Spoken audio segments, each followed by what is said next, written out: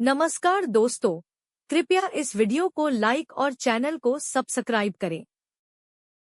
कहाँ शोभे तिलक चंदन, कहाँ रुद्र मालावा। कहाँ शोभे तिलक चंदन, कहाँ रुद्र मालावा।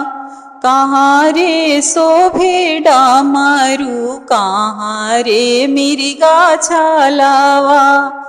कहाँ रे शोभे डामरू, कहाँ रे मिर्गा छालावा।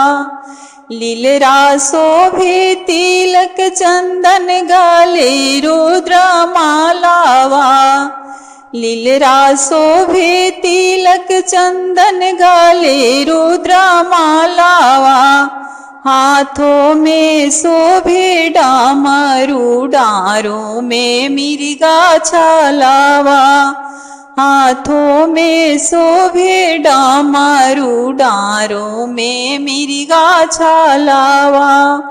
छूट गईले तिलक चंदन, टूट गईले मालावा। छूट गईले तिलक चंदन, टूट गईले मालावा। फूट गईले डामरू, फाटेला मिर्गा छालावा।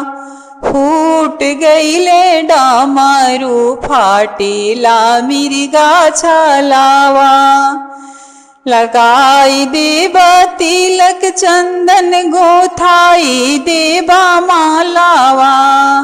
लगाई देबा तिलक चंदन, गोथाई देबा मालावा।